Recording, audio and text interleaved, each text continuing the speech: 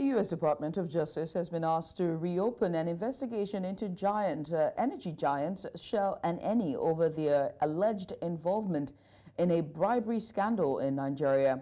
The scandal surrounds the acquisition of OPL 245. U.S. lawmakers now wants the department to ascertain the payment of bribe to Nigerian government officials to the tune of 1.1 billion naira, or rather, I beg your pardon, $1.1 billion. Former President Goodluck Jonathan is accused of receiving $200 million. The renewed call follows revelations of alleged extensive corruption within the oil industry, with allegations suggesting that Shell and ENI orchestrated illicit payments to secure lucrative oil contracts. These latest development underscores the persistent efforts by international authorities to hold corporations accountable for unethical practices in the pursuit of profit. The FCPA investigation, initially launched in response to suspicions of corruption surrounding the OPL 245 deal, gained renewed momentum as new evidence surfaced, shedding light on the extent of dirty deals within the energy sector. And still on corruption, a federal high court in Abuja, the federal capital of Nigeria, has granted 100 million naira bail each to a former Minister of Aviation, Hadi Sira, his daughter, and two others. They are being tried over an alleged fraud to the tune of 2.7 billion naira. According to the court, they are also to provide two shorties who must have landed properties in Abuja. The court also restricted the defendants from traveling abroad without its permission. The trial will commence on the 10th, 11th, and 20th of June. Counsel to the Economic and Financial Crimes Commission, Rotimi Jacob, spoke on the bail conditions granted by the court. One of the two cases filed against the former minister. So the first one is taken before his lordship here. So we are going to contend for the other one in another date. So, but the bail is at the discretion of the court. So it's for the court to decide whether it is adequate or not. So the counsel, in his own right, cannot criticize the judge whether the conditions are liberal or high or low. But I think it is fair. Yes, thank you. Well, there are other issues that were introduced, like the Nigerian Airways with Ethiopia something, which we added to it.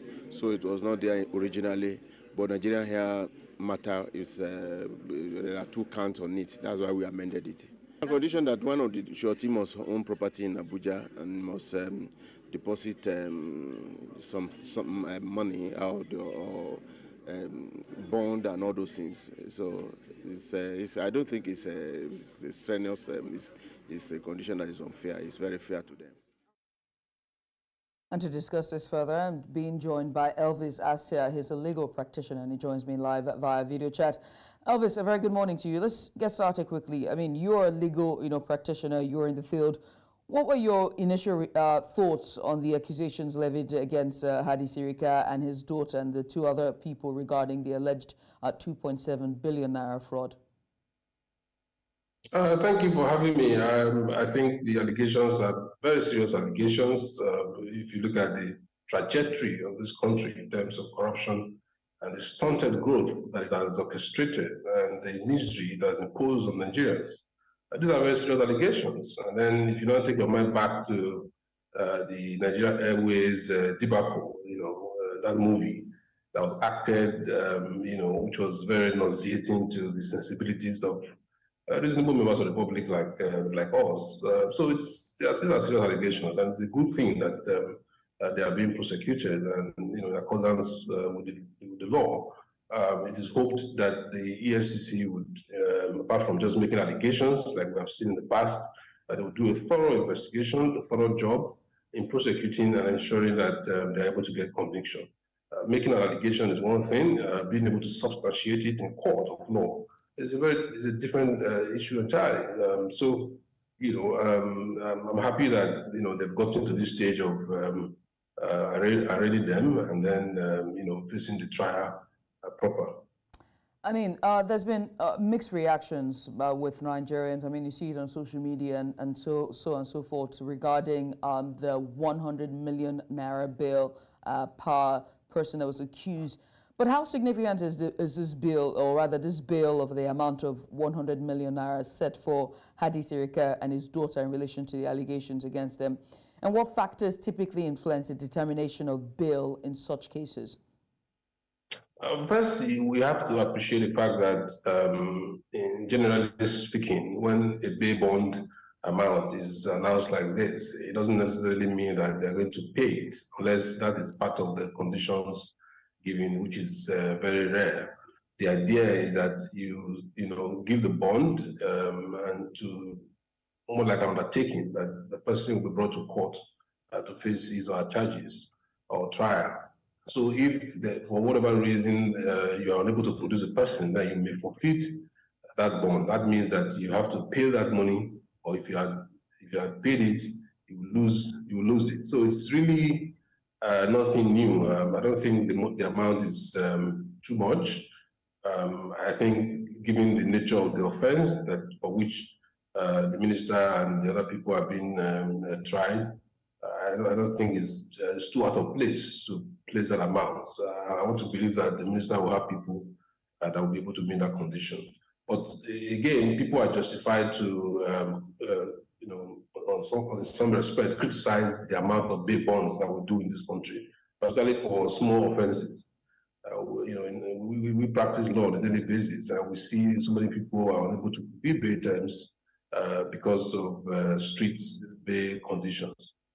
So in determining bail, the court must look at the nature of the charges, the proof of evidence that is attached to those charges, which will go to show whether or not there's something substantial against the person, and then the probability that the person would run away from these are charges. So, and that depends on the facts and evidence that is placed before the court in the applications filed by the defendant for bail, and as well as the information supplied by the EFCC. So these are some of the things that the court will look at in determining bail conditions. But looking at the charge in this case and considering the seriousness of the offense, I don't think it's too out of place.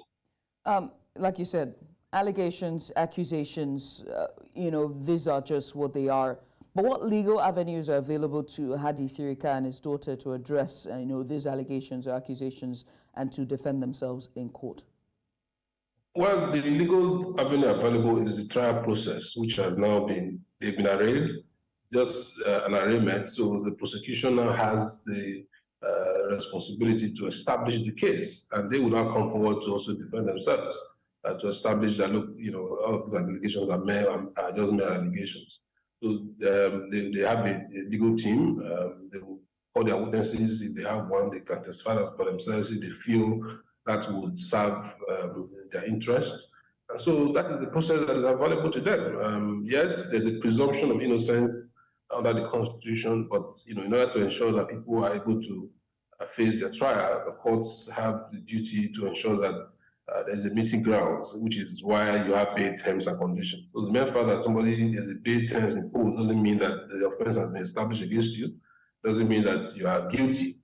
It's just a system put in place by society to ensure that people don't run away from their trial, and that the court process is respected by people who are being charged. So they have an opportunity to defend themselves in the course of cross-examining the prosecution witnesses, and then showing that perhaps they acted within the bounds of their duties in the course of rendering their public service. So, the floor is open to them. They can put up their defense. If they feel that the EFCC hasn't done anything in terms of proof, then they can do a no-case submission and urge the court to dismiss the charges. So those are some of the things that are open to the defendant and the Hadi Sira in this case to defend herself against the charges that have been preferred by EFCC. Right. Now, this case has high-profile individuals, and this time the former Minister of Aviation, Hadi Sira, and it includes his families as well. So what challenges do you anticipate for both, the prosecution and the defense, during the legal proceedings? Well, for the defense, as you are aware, it's for you to secure conviction against an accused person or a defendant under our jurisprudence, you have to do much more than just making the allegation. You have to prove it beyond reasonable doubt. So that means that it must be proved that the offense for which she's been charged could not have been committed by somebody else. In fact, in the first place, you have to establish that she committed it and that it could not have been done by somebody else. It's always very difficult with public prosecution in this country. We have seen instances where allegations are made, very bogus ones at that, and a few years after the trial commences and the cases are discharged and the accused person is discharged and acquitted. We have had cases like that. So the problem we have on the prosecution side is the defense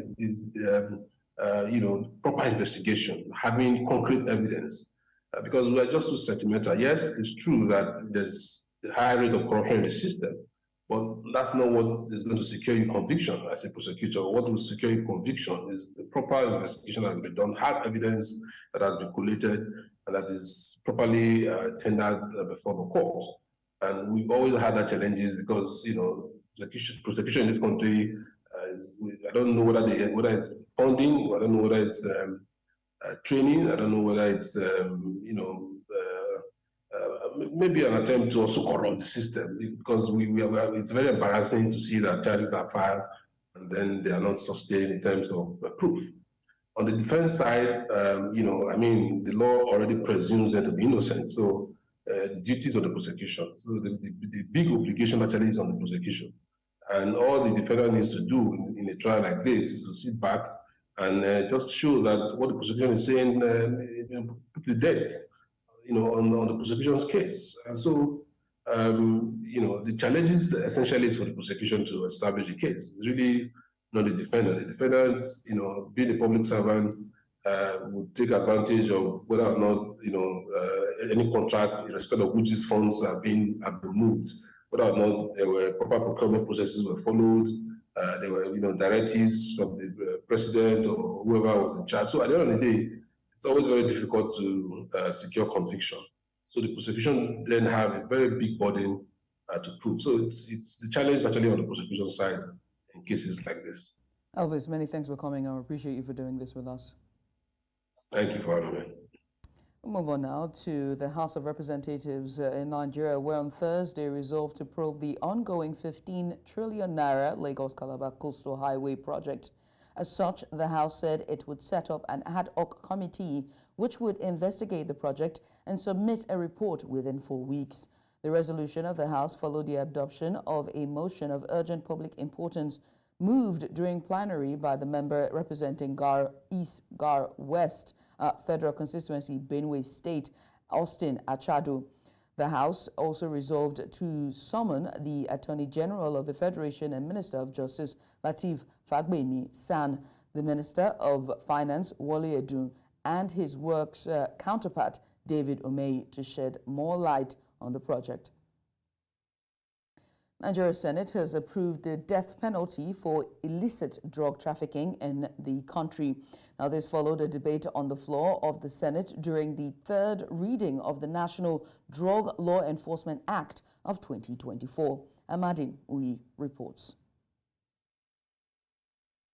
It was a debate on the NDLA Act 2024 as part of the process for amendment.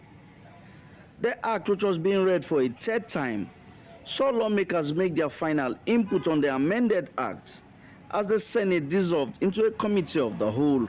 Clause 17, dealing with exportation of dangerous substances, is deleted as the provision of the Principal Act, Section 22, is contrary to the rule of double jeopardy, which generally prevent a person from being tried or punished twice on the same offense. As such, it is totally expunged from the Act. As lawmakers reviewed the clause recommending the penalty for drug trafficking, a heated debate ensued over the decision to adopt the death penalty. I am surprised that the committee is recommending a softer punishment. It was a life imprisonment. In fact, we should change it to death sentence. This is practiced everywhere in this country that are serious about dealing with drugs. So when we come to take it close by close, please, distinguished colleagues, let's change that section 11 to read death sentence, whether by hanging or whatever. Death. We must be honest, transparent in the decision. I am accountable to my conscience and to my community. Death sentence is not a matter for a, nay, or nay. Everybody should vote so that we will be counted. When it matters, those who vote for death and those who vote for punishment. No, you cannot. We'll take a vote. It's a fundamental issue. We are making law here. This is not a motion. While some lawmakers wanted the Senate to adopt a life imprisonment penalty following a voice vote, the Deputy President of the Senate overruled their votes, saying their decision had come late. With this concluded, the Senate passed the bill for the third time. In Abuja for News Central, I am Amadine Uyi.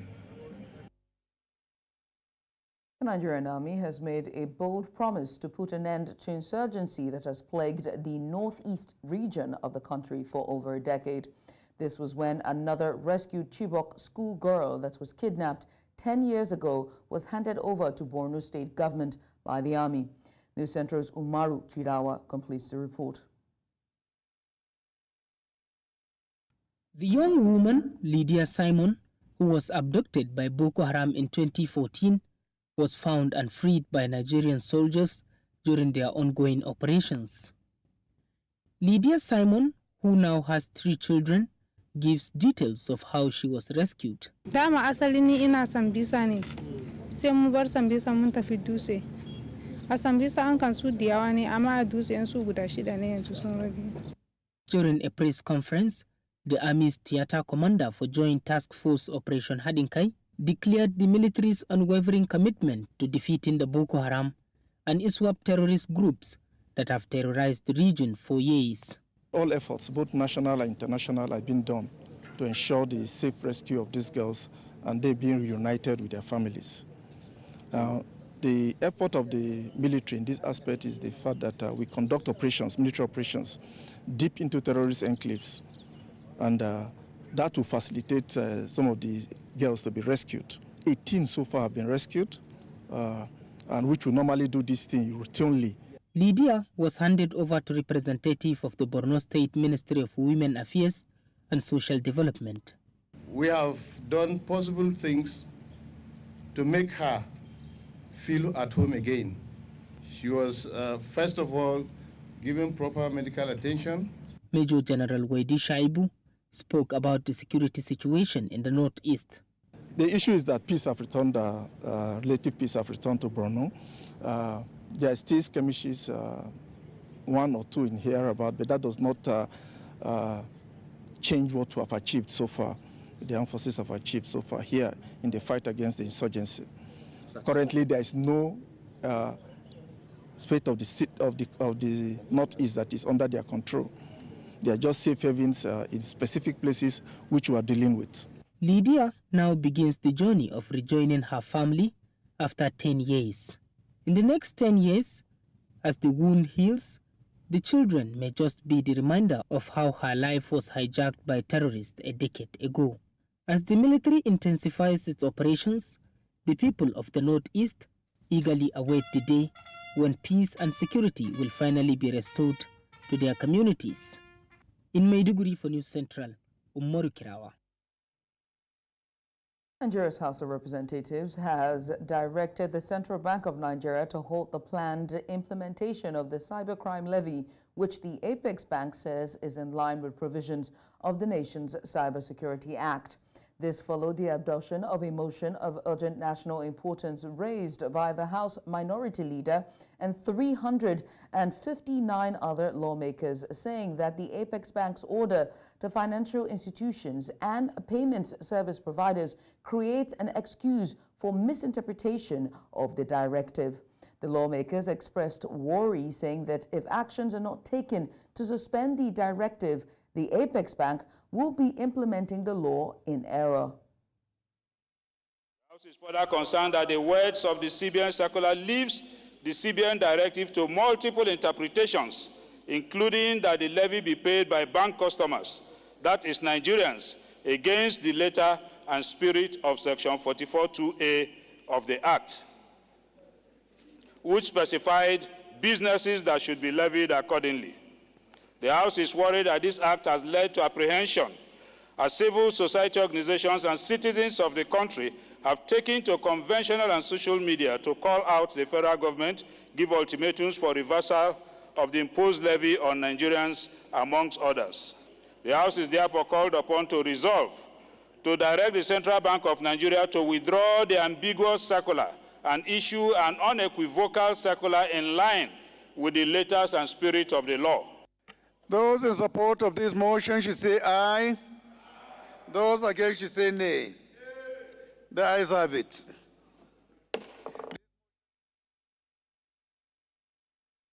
Akin Fatokun, take a look.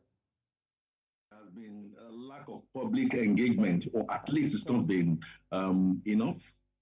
It's also established the expressed misconceptions in interpretation, like Kingsley Chinda, Mr. Kingsley Chinda mentioned. Again, maybe public empathy, again, lack of trust and confidence in the whole system, especially when you look at it, that Section 44(2)A in strict interpretation.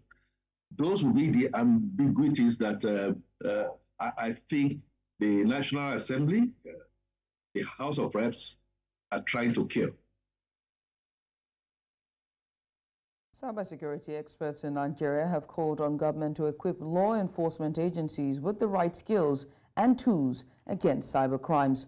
Now, this was during a training session organized by the A&D Forensics and the African Stablecoin Consortium for 21 Interpol officers in Nigeria to improve their capacity and enable them to be proactive in the war against cybercrime. Idong Joseph reports.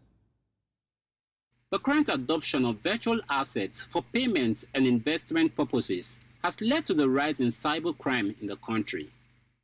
The Nigerian Interpol says it has continued to receive complaints about cybercrime perpetrated by citizens within and outside the country. With this in mind, cybersecurity experts say there's a need to build the capacity of law enforcement officers to help mitigate the rise in this kind of crime. You know, cryptocurrency is becoming very endemic, and so that will explain to you that there will also be a lot of criminal elements using it within our country. And we discovered, because we have a forensic lab, we discovered that this gap between the crime itself and the law enforcement in the country. And as corporate citizens, we felt we can assist so that also our law enforcement officers can actually be up to date and also know the crimes that are happening, you know, occasioned by this new money. Cryptocurrency cybercrime is only a small fraction of cybercrime as a whole, right? But you start somewhere. And our focus is on the cryptocurrency, cybercrime in the cryptocurrency space. So we train regulators, we work closely with regulators to make sure that they are able to manage, you know, cybercrime within that specific context. Personnel of Nigeria Interpol participated in a one-day training aimed at equipping 21 Interpol officers on how to effectively track and trace crimes involving crypto activities. Currently, we have a lot of cryptocurrencies that the bad actors would want to use, but recently, especially Bitcoin, there is an increase in the use of stable coins for crypto crimes. So we are hoping that at the end of this training, the Interpol will be able to learn how these crypto activities happen. Blockchain is easier than normal bank accounts to track and monitor. All the information is public, so we just want, you know, the regulators want everybody to be aware that this is fairly easy to investigate, it's fairly easy to track, and we're telling them that, okay, this is how you do it. As cyber risks evolve and the need for cybersecurity measures become more necessary, experts say there's a need to also inform citizens to be wary of their electronic transactions. In Abuja for News Central, I am Idong. You're watching news now on News Central TV. We're going on a short break. Stay with us. Protesters in Abuja have demanded the release of Nigerian journalist Daniel Ojukwu, accusing the Nigerian police force of infringing on his fundamental human rights. The protesters, who say his arrest 7 days ago and non-arraignment in court violates the nation's Administration of Criminal Justice Act, accused the Nigerian police force of stifling press freedom. News Central's Joshua Imaray reports. It's been 7 days since the Nigeria Police Force Intelligence Response Team arrested journalist working for the Foundation for Investigative Journalism, Daniel Ojukwu, in Lagos. Despite his detention lasting over 48 hours as stipulated by the Administration of Criminal Justice Act, he has not been taken to court. Pro-transparency organizations and demonstrators gathered at the Nigeria Police Force headquarters in Abuja to demand his immediate release. We believe that the unlawful arrest and detention of Daniel Ojukwu is unconstitutional. It is not found within a democratic society, and it is against every principle, every rule of law in Nigeria. On May 1, Daniel Ojukwu was unlawfully abducted by the Nigeria police in Lagos. He was taken to Panti. 3 days after was when we found out that he was in Panti because he was rendered incommunicado. Daniel has produced a report which was done on the OpenGov Media Fellowship, which looks at basically 147 million, which was given to a contractor to build school in Lagos State. And when he investigated that project, it was nowhere to be found. And the questions have been asked from the office of the senior advisor to the president on SDGs, whose office led this project. And this is what has led to this process. They say his continued detention is a gross violation of his fundamental human rights and an attempt to suppress press freedom. It's not about Daniel Ojukwu. They are after your jobs. They want to make sure that you cannot write what the police does not approve of. And your job as journalists is to expose, is to shine light on the government. Your jobs are guaranteed in the Nigerian Constitution, their so-called 1999 Constitution. Just as the police has a constitutional right to do what they are doing, journalists in Nigeria also have a constitutional right to write whatever they find necessary. Speaking during the protest, the Commissioner for Police, FCT Command, said the release will be escalated to the appropriate authorities. In Abuja for News Central, I am Joshua Imaray.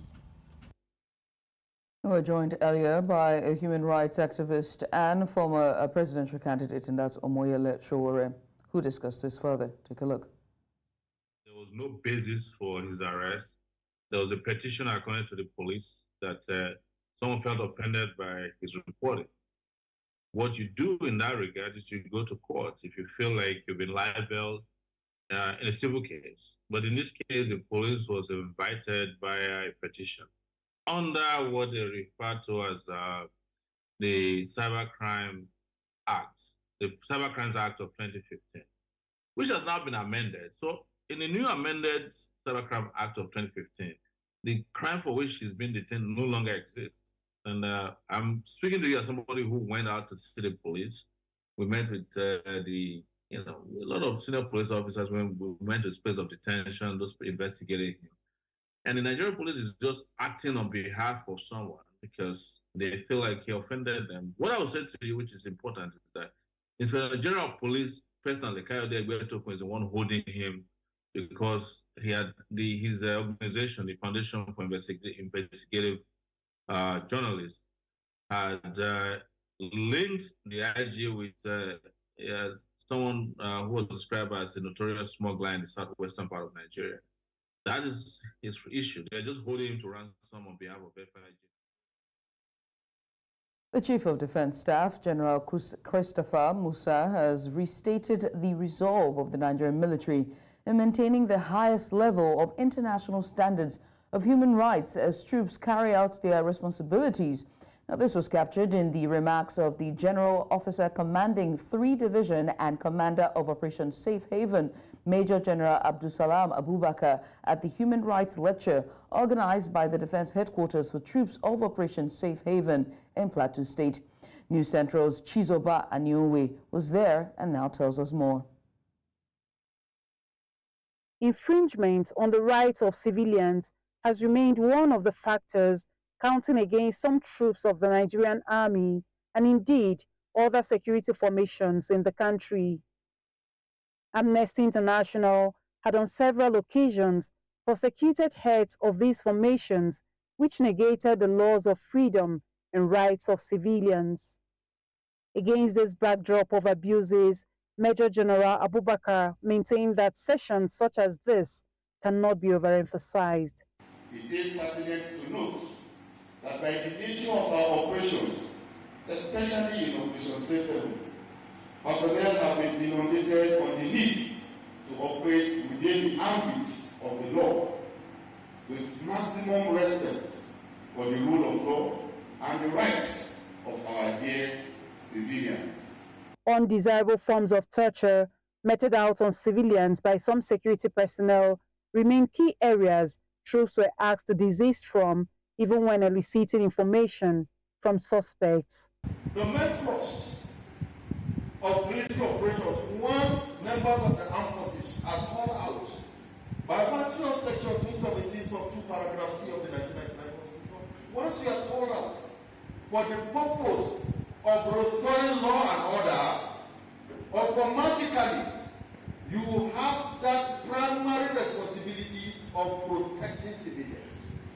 Section 1A Anti-Torture Act 2017 states that the government shall ensure that the rights of all persons, including suspects, detainees, and prisoners, are respected at all times, and that no persons placed under investigation or held in custody of any person in authority shall be subjected to physical harm, force, violence, threats, or intimidation of any act that impairs his free will. Special Advisor on Human Rights to the Chief of Defense Staff, Air Commodore Oluwole Akinsoyan, retired, maintains that if attention is given to the topics discussed here, then troops will always perform credibly without implicating their superiors as they discharge their duties. In Jos for News Central, Chizoba Anyonwi. The Nigerian Red Cross says that in 2024 alone, over 30 million citizens will suffer from hunger. The Red Cross made this known while marking the World Red Cross Day in Abuja, calling on citizens and the government to extend a hand of support to those desperately in need of aid. Amadine Uyi reports. The Nigerian Red Cross joined the international community to mark the World Red Cross Day. The Red Cross says that with conflicts and disasters increasing worldwide, the work of its volunteers is already cut out for them. Nigerian society remains the #1 volunteer organization in this country in alleviating the suffering of the vulnerable people wherever it may be found. Our network of volunteers span across the 774 local governments of this country in the 36 states and the Federal Capital Territory. We have over 800,000, nearly 1 million volunteer network in this country. Together with the Nigerian Red Cross Society, the International Committee of the Red Cross work in the Northeast to reconnect families separated due to the conflict, promote health and hygiene, best practices, and train mothers and caregivers to identify malnutrition and respond to it. We've been working in Nigeria with Nigerians for over 100 years now, as you heard, since 1917. So we look together with the Nigerian Red Cross, we look back at the long partnership, and we're committed to remain in Nigeria. It adds that the World Red Cross Day presents an opportunity to inflect and consider the well-being of its volunteers. You cannot do very well if the hand feeding the sick is also sick. Then the ability to handle it will be impossible. And therefore, keeping humanity alive makes us look at our volunteers of various cadres, including the likes of me standing here, that while you are using them to take care of bad situations. Let us also see how we can also take care of them to be alive in order to take care of those we need to be alive.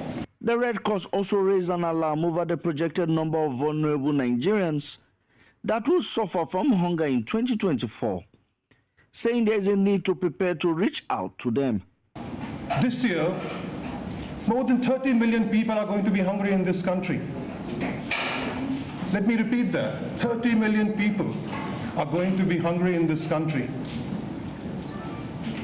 But there are 207 or 170 million other Nigerians that can help other Nigerians.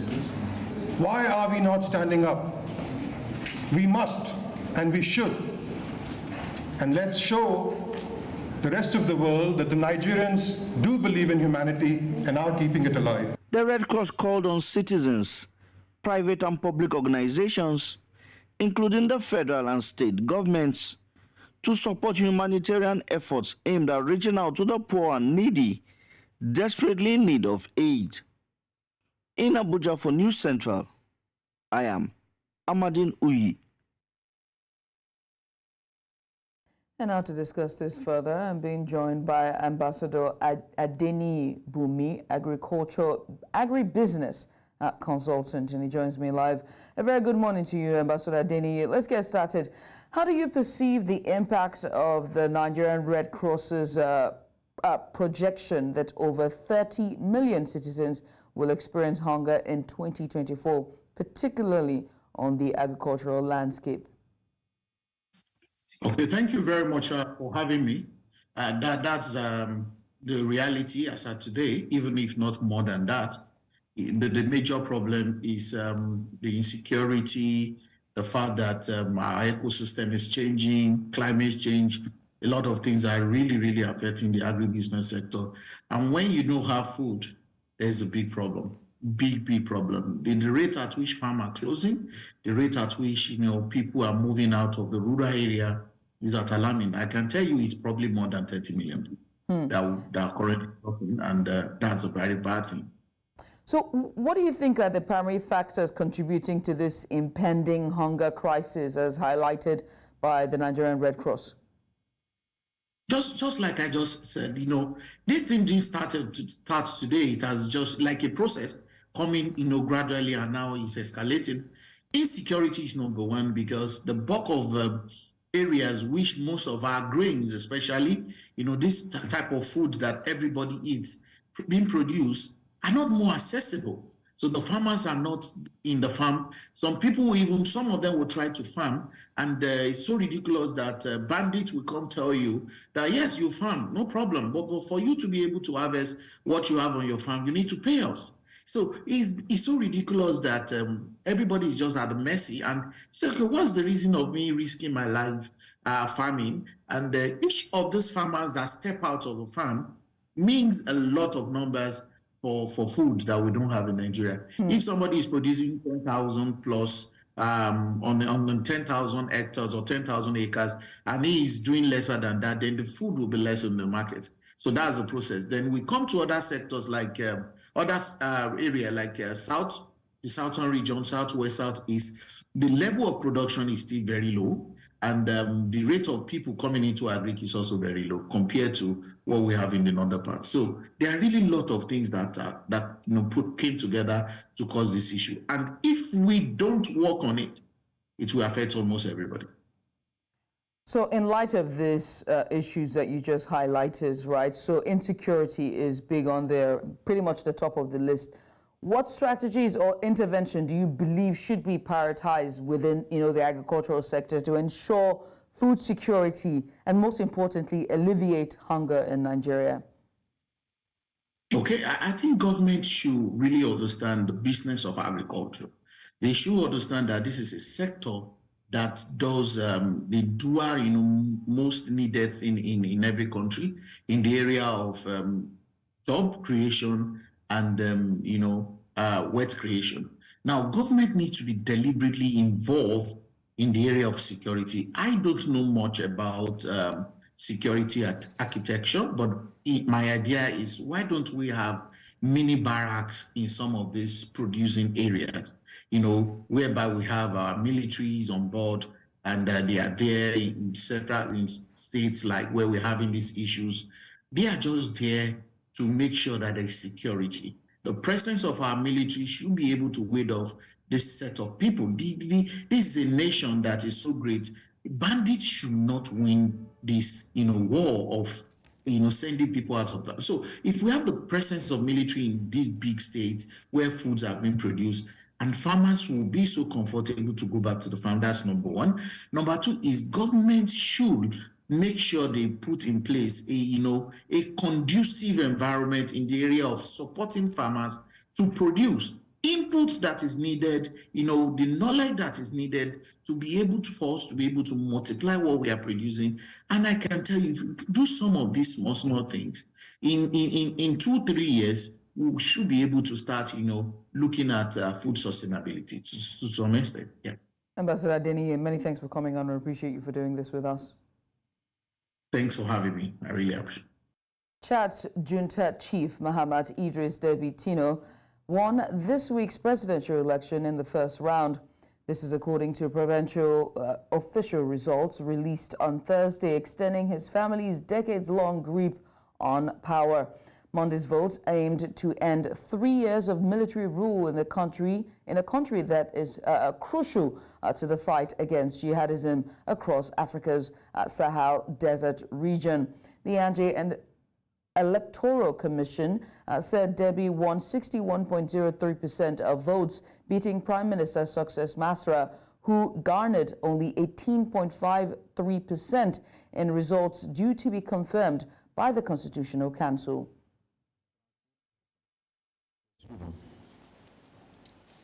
Mahamat Idriss Deby, 3 784 360, soit 61,03%.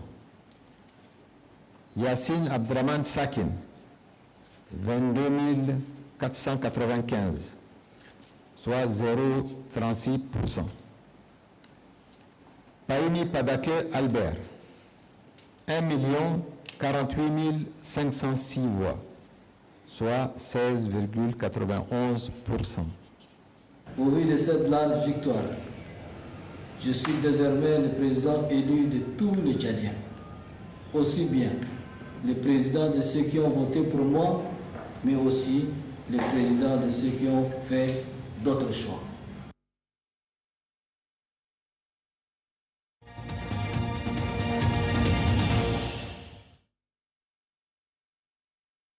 Rivershoopers endured their first defeat as Mike Fufana delivered a career-best shot, propelling AS Douanis to a narrow 56-54 victory on Thursday.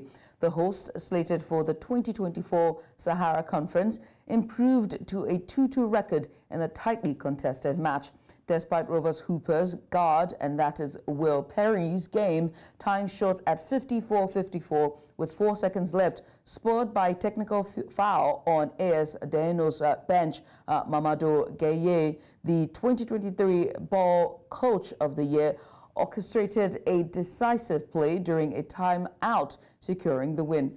Now, this loss halted Rivershoopers' 3-game winning streak, leaving them with 2 games remaining in the conference.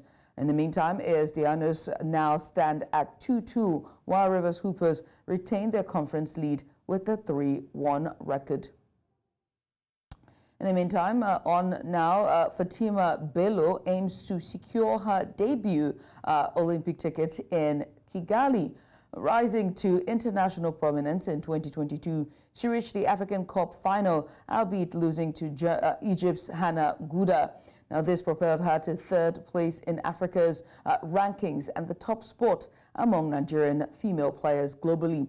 Despite relocating to Italy for her professional career post-2022, her inability to replicate that success in 2023 led to a decline in rankings within Africa. However, her selection as one of Nigeria's representatives at the African Olympic Qualification Tournament in Kigali signifies a chance for redemption. Alongside Ofyong Edem in the women's category, Bello aims to secure a coveted spot in the Paris 2024 Olympic Games. Joining them as well are Quadri Aruna and Olajide Omotayo in the men's category, where the top 3 players will earn direct tickets to France. And that's all we can take at this hour, especially in the sports. But before we go, let's give you a major look at some of the major stories we took inside the hour. The U.S. lawmakers demand reopening of case against Shell and ENI in Nigeria. Nigerian Senate approves a death penalty for drug traffickers.